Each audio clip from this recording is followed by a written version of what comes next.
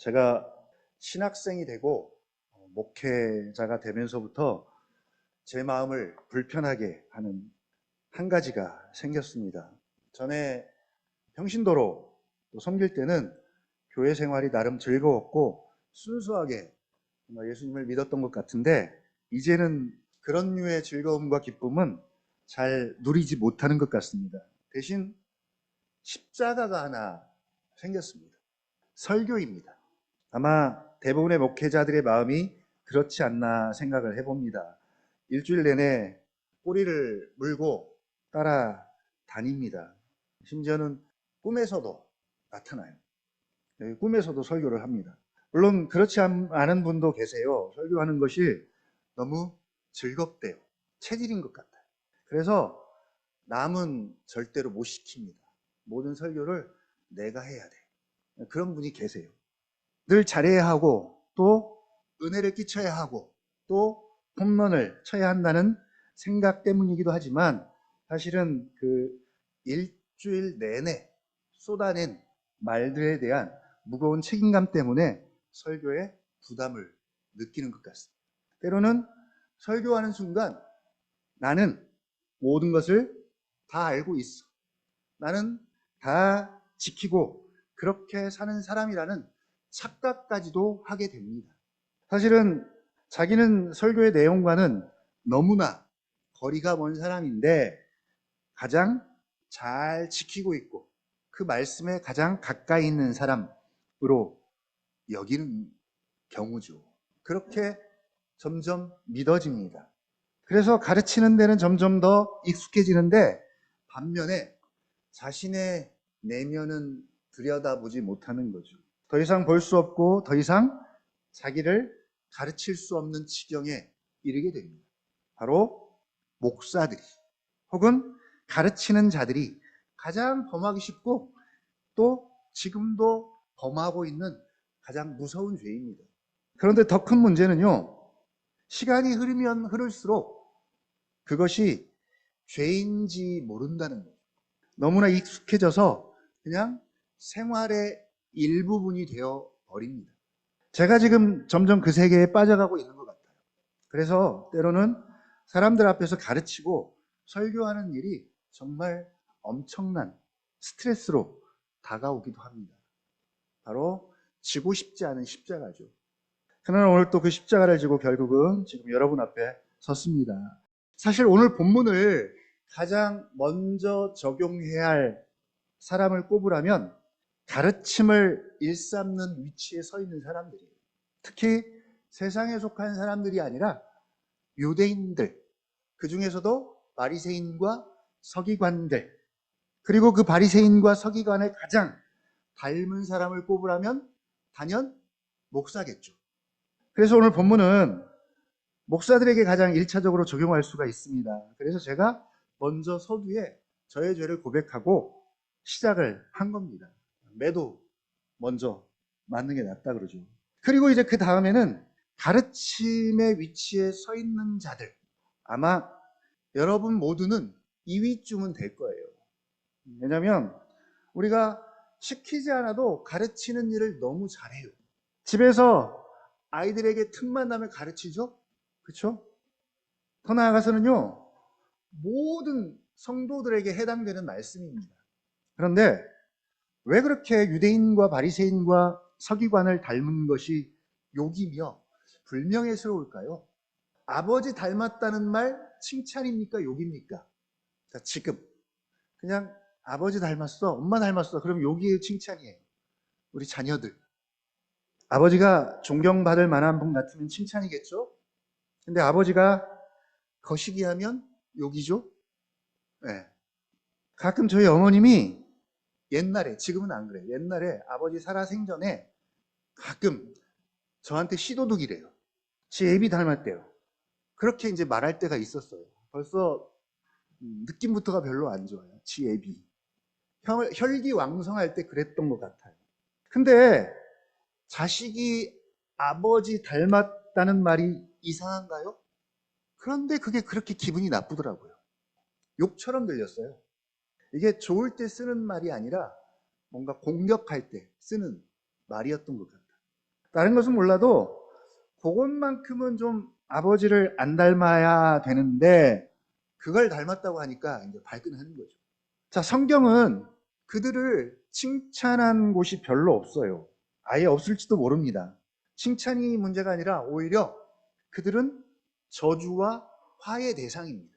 그러니까 바리새인과 서기관을 닮았다면 누가 좋아하겠어요? 근데 목사들이 가장 많이 닮았어요. 왜 그렇게 그들이 천덕꾸러기가 되었을까요? 무엇이 문제입니까? 사복음서에 보면 예수님이 심한 욕을 하면서 노골적으로 바리새인과 서기관들을 꾸짖는 장면들이 꽤 많이 나옵니다. 이 독사의 새끼들아. 누가 욕할 때 부드럽고 달콤한 목소리로 욕을 합니까? 아주 듣기 싫고 기분 나쁜 톤과 뉘앙스로 욕을 하잖아요. 바로 그런 심한 욕을 해대면서 그들의 죄를 지적하시는데, 자, 그러면 도대체 오늘 본문에 등장하는 유대인들의 잘못, 죄는 무엇입니까? 우리가 이미 17절부터 20절까지를 읽어봤는데요. 그냥 빨리 한번 같이 읽어보겠습니다. 17절부터 20절 시작.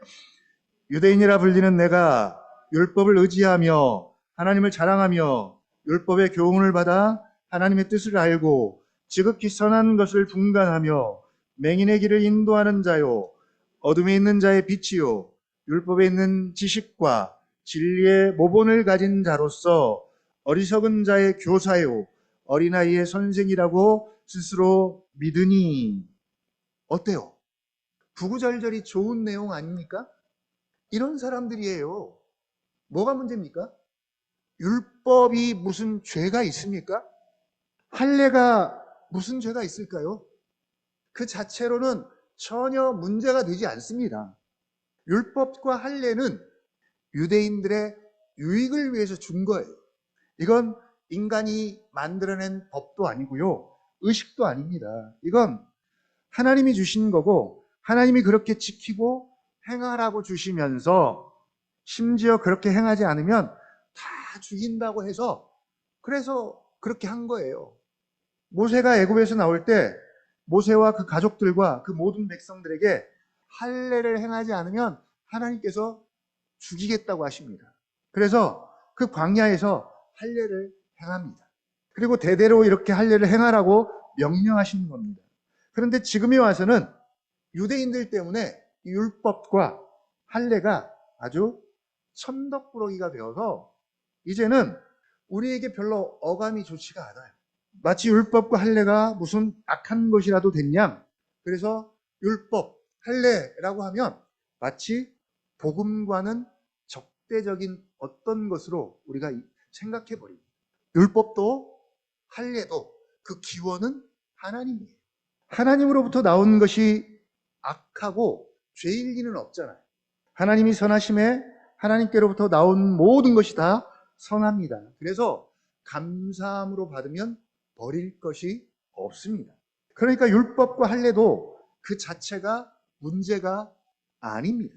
뭐가 문제일까요? 그것을 활용하는 유대인들의 가르침의 문제가 있습니다. 21절에서 꼬집어서 말하죠. 21절 같이 한번 읽어보겠습니다. 21절 시작. 그러면 다른 사람을 가르치는 내가 내 자신은 가르치지 아니하느냐? 도둑질하지 말라 선포하는 내가 도둑질하느냐? 예. 바로 유대인의 문제입니다. 그러면 다른 사람을 가르치는 내가 내 자신은 가르치지 아니하느냐? 예. 바로 이겁니다. 정말 율법을 잘 지키기 위해서, 더 잘 지키기 위해서 열심히 쪼개고 열심을 품고 다른 사람들에게는 잘도 가르치는데 정작 그 율법으로 자신을 가르치지 않는 거죠. 자신을 가르치지는 못합니다. 비슷한 속담 중에 이런 속담이 있죠. 이게 뭐 맞는지 잘 모르겠습니다. 중이 제 머리 못 깎는다는 속담이 있잖아요. 남의 머리는 잘도 깎는데 자기 머리는 못 깎아요. 아무튼 다른 사람들은 잘도 가르치는데 틈만 나면 가르치는데 그 가르침을 자기에게는 적용시키지 못하는 것이죠.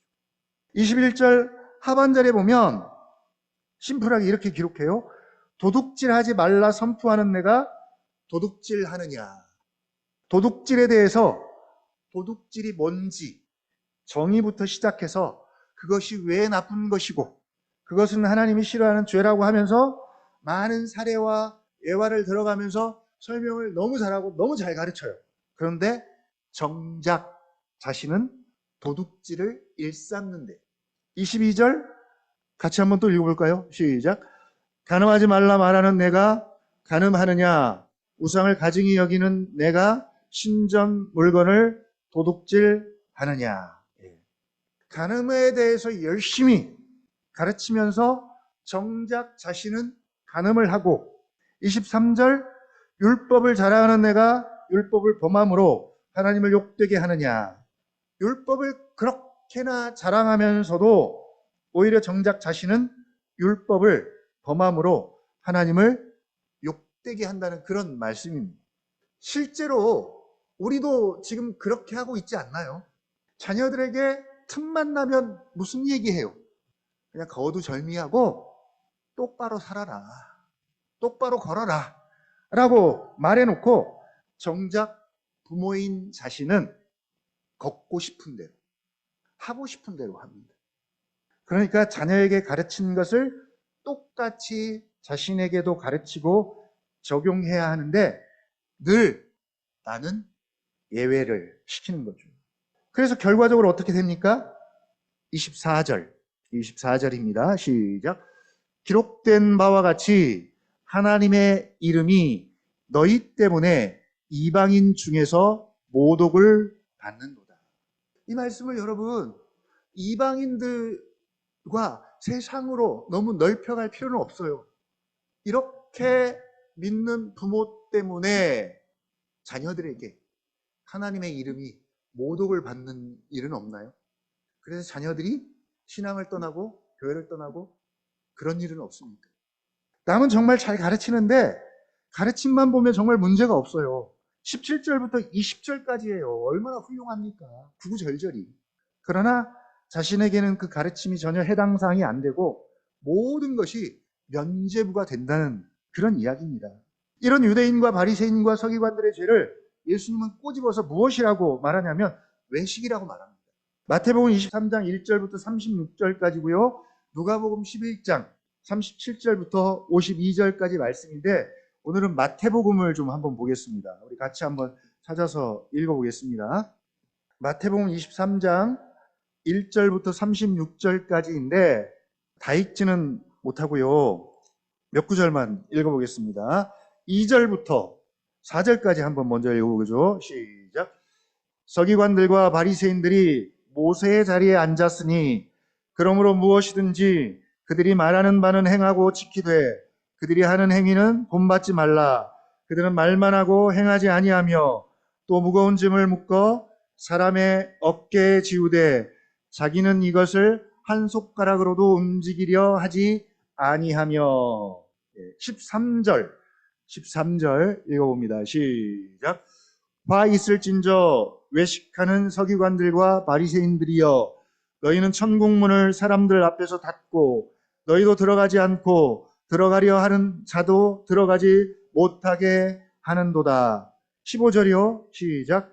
화 있을진저 외식하는 서기관들과 바리새인들이여 너희는 교인 한 사람을 얻기 위하여 바다와 욕지를 두루 다니다가 생기면 너희보다 배나 더 지옥 자식이 되게 하는도다.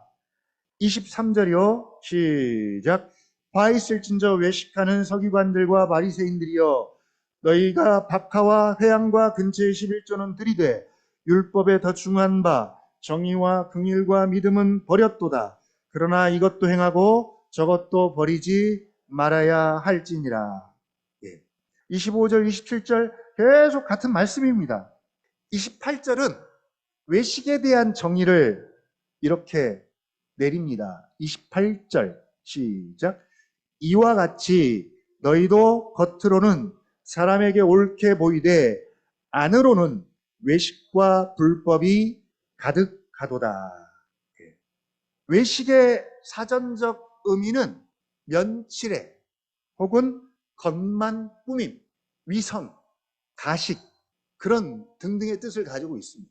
아마 겉만 가지고 하나님께서 판단하시면 유대인과 바리새인과 서기관을 절대로 따라갈 사람이 없죠. 최고입니다.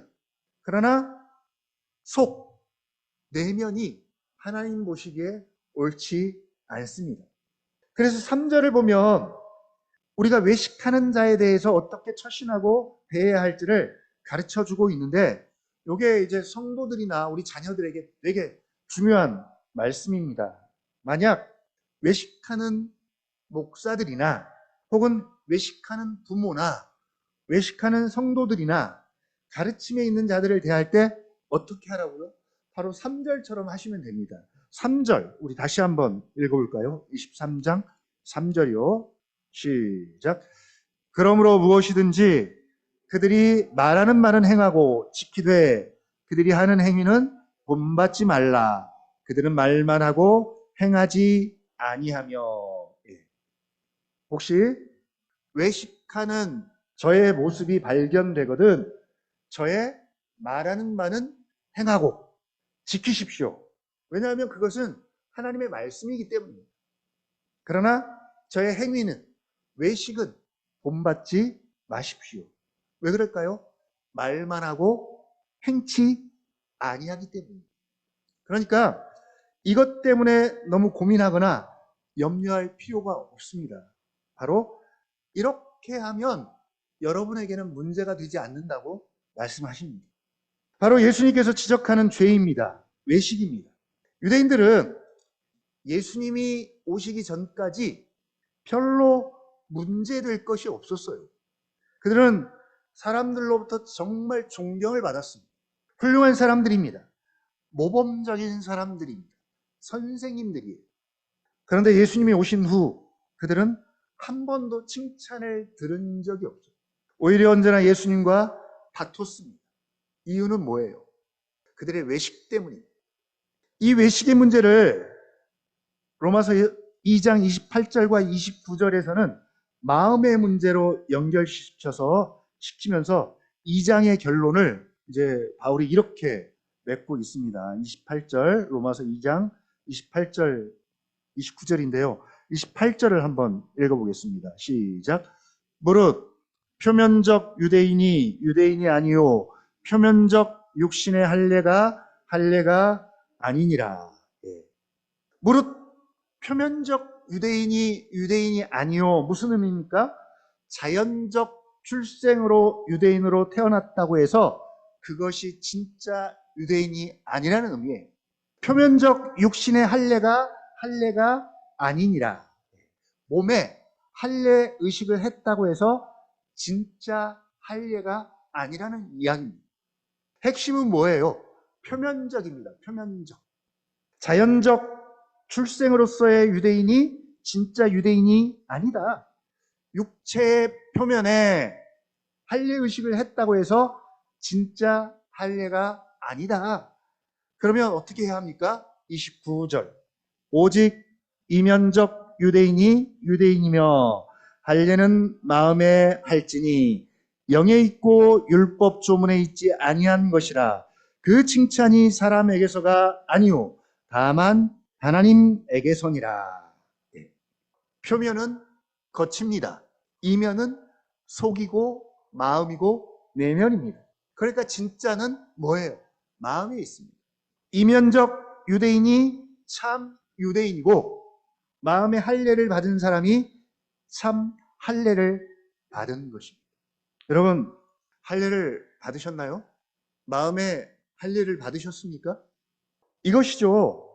정말 너희가 그렇게 유대인이라는 것과 할례를 중요시 여기고 이것들이 하나님의 진노와 심판으로부터 너희를 보호해주고 믿는다면 표면적인 유대인이라는 호칭이 자연적 출생으로 갖는 유대인이라는 호칭이 그리고 태어나면서 생식기를 잘라낸 그것은 할례는 절대로 너희를 하나님의 진노와 심판으로부터 보호해주지 못한다.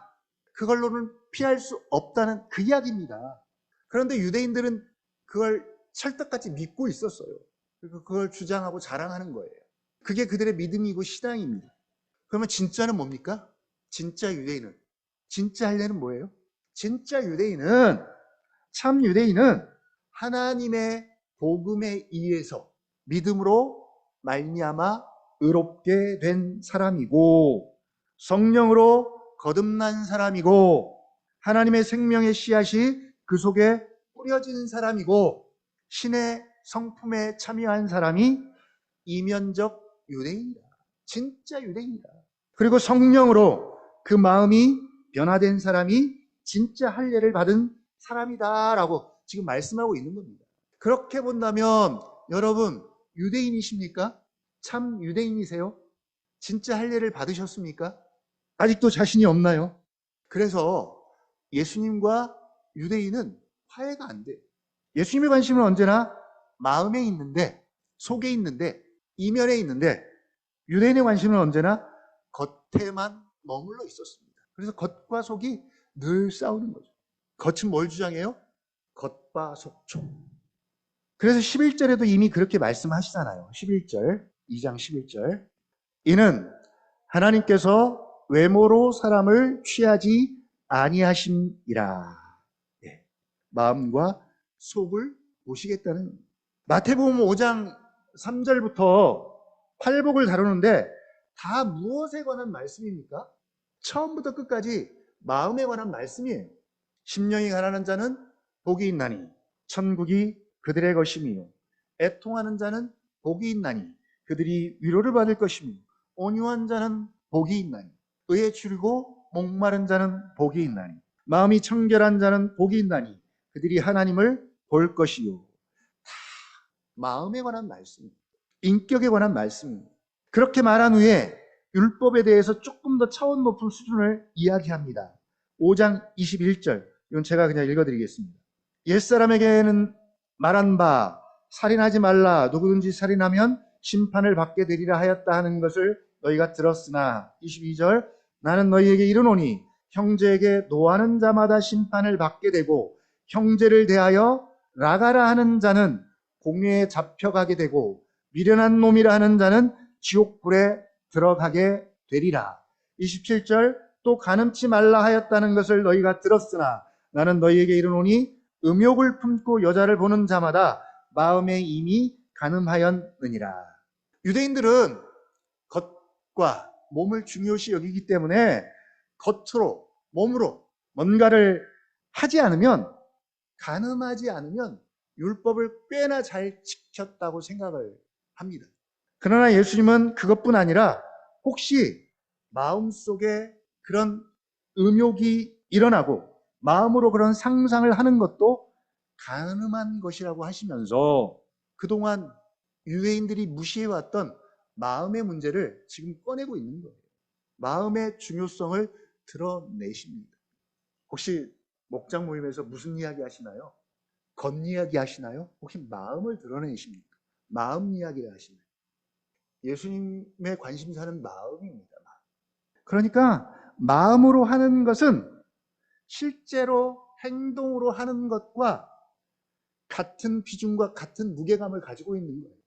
그러니까 사실 우리도 마음으로 얼마나 끔찍한 일을 저지릅니까? 얼마나 욕을 많이 하세요. 오늘 본문도 동일한 내용입니다.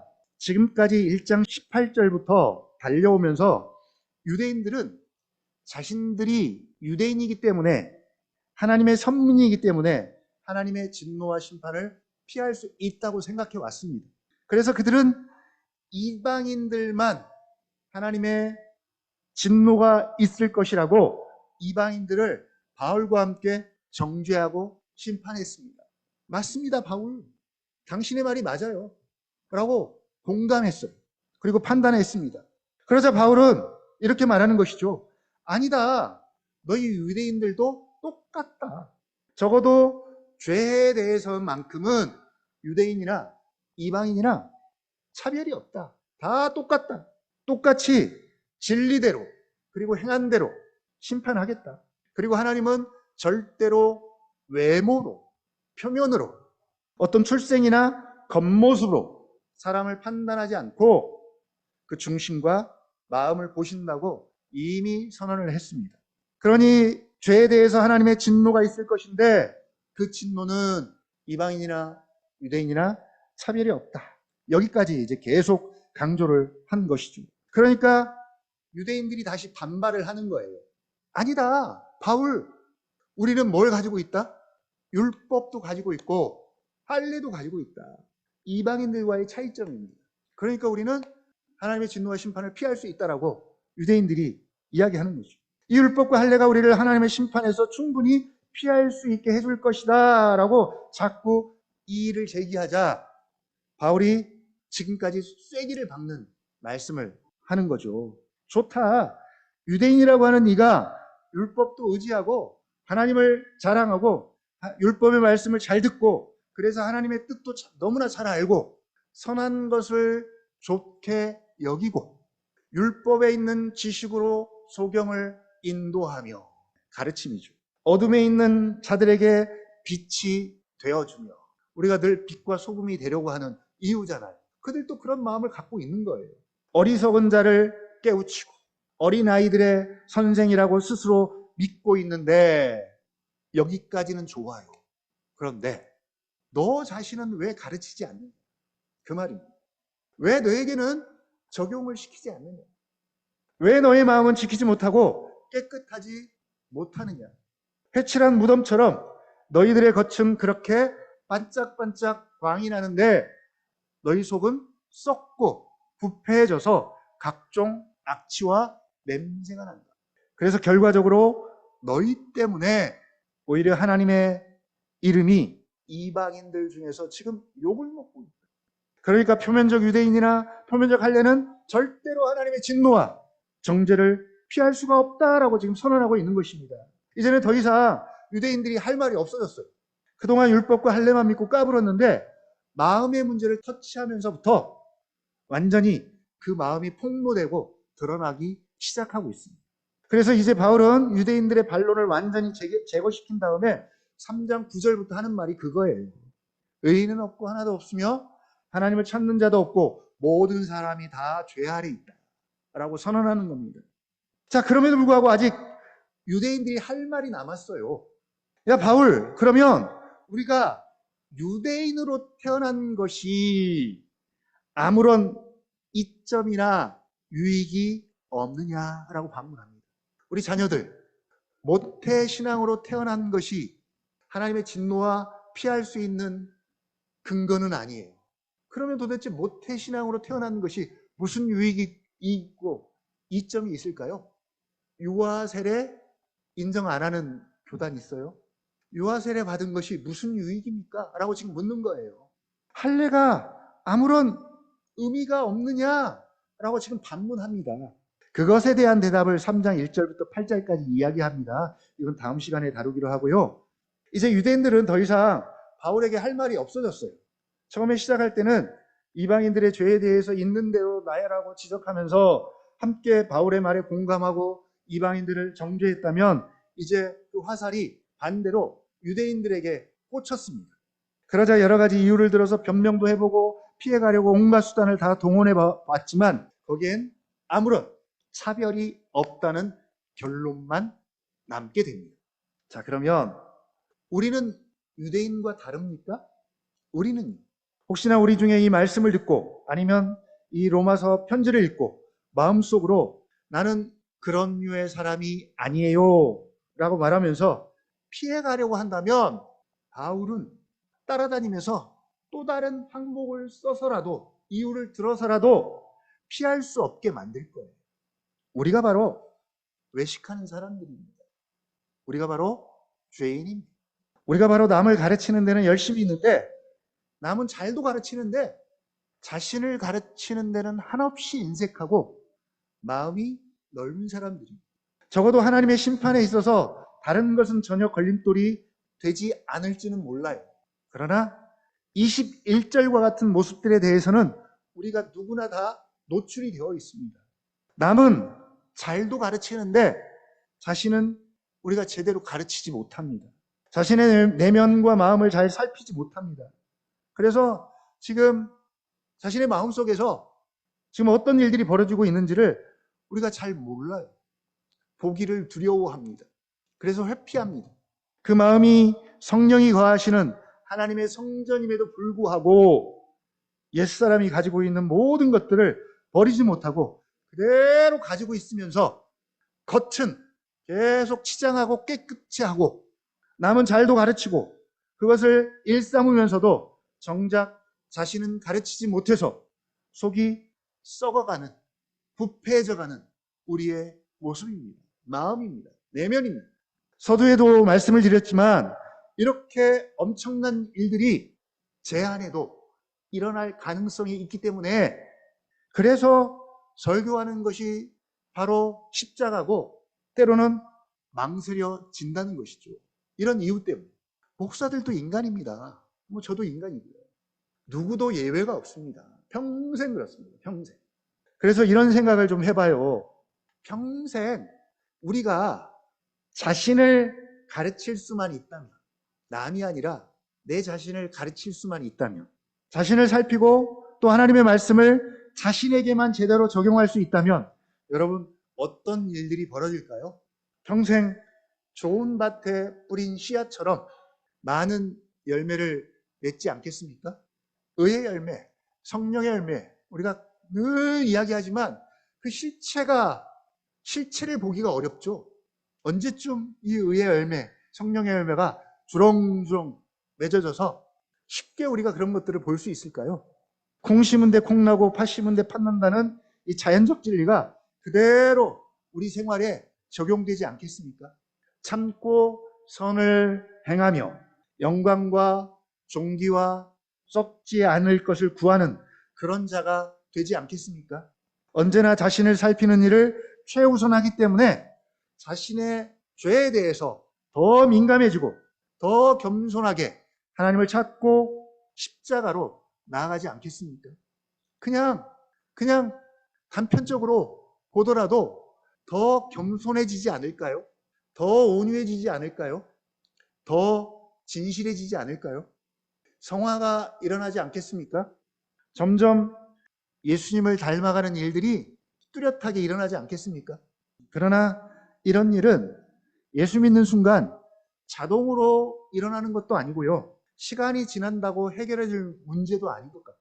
부단히 살아있고 활력 있는 하나님의 말씀으로 자신을 가르치고 살필 때 일어나는 일들입니다.